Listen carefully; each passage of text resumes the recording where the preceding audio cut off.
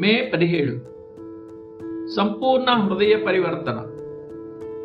లోకంతో ముడిపడి ఉన్న వ్యక్తి క్రీస్తునందు విశ్వాసాన్ని ప్రకటించవచ్చు, కానీ క్రీస్తుకు మరియు సాతానుకు మధ్య ఒకరిని ఎంచుకోవాల్సిన పరిస్థితి వచ్చినప్పుడు అతడు త్వరగానే తన నిజ స్వరూపాన్ని బయటపెట్టుకుంటాడు.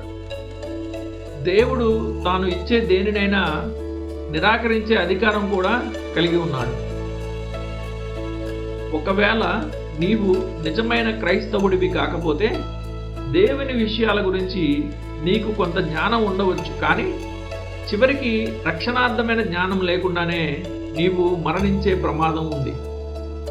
లోకపు ఆశల్లో నిమగ్నమైన వ్యక్తి క్రీస్తును ఒప్పుకోవచ్చు, కానీ క్రీస్తుకు సాతానుకు మధ్య ఎంపిక చేసుకోవాల్సి వస్తే అతడు తన అసలు రంగును చూపుతాడు.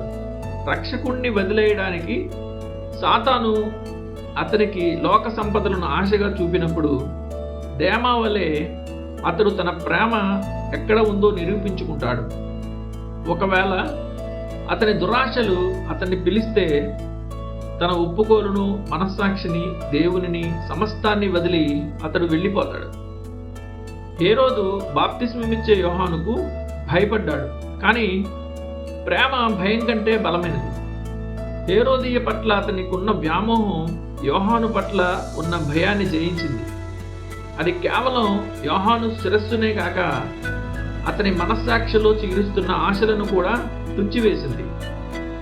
ఆత్మ లోపల అపవిత్రంగా ఉంటే ఏదో ఒక బాహ్య కారణం వల్ల ముఖం మీద ఎంతటి మతపరమైన రంగు ఉన్నా అది చివరకు బయటపడక తప్పదు. సంపూర్ణ హృదయ పరివర్తన లేకపోవడమే భ్రష్టత్వానికి మూల కారణం. దేవుని నుండి తొలగిపోయిన వాడు తనకున్న కృపను కోల్పోడు. అసలు తనకు ఎన్నడూ కృప లేదనే సత్యాన్ని మాత్రమే బయటపెట్టుకుంటాడు. అనేకులు అబద్ధపు ముసుగులో పరిశుద్ధులు అనే బిరుదును తగిలించుకుంటారు. తమ గురించి ఇతరులు అనుకునే మంచి అభిప్రాయాన్ని వాడుకుని నిజమైన పరిశుద్ధుల మధ్య చలామణి అవుతారు.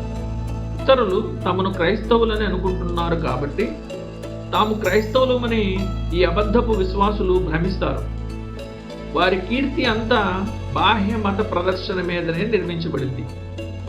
వారి ఒప్పుకోలను నిలబెట్టే దృఢమైన కృప వారి అంతరంగంలో లేకపోవడమే చివరికి వారి నాశనానికి దారితీస్తుంది. కాబట్టి మనం ఏ ప్రాతిపదికన విశ్వాసాన్ని ప్రకటిస్తున్నామో ఒకసారి ఆలోచిద్దాం. మన బయటి ఆసక్తికి తగ్గట్టుగా మన లోపల ఏదైనా ఉందా? మనం బలమైన పునాది వేశామా? పునాది బలహీనంగా ఉండి దానిపై కట్టే భవనం బరువుగా ఉందా? ఒక చెట్టు కొమ్మలు పైకి ఎంతగా విస్తరిస్తాయో దాని వేర్లు కూడా భూమి లోపలికి అంత లోతుగా చొచ్చుకుపోతాయి. నిజమైన కృప కూడా సరిగ్గా అలానే ఉంటుంది.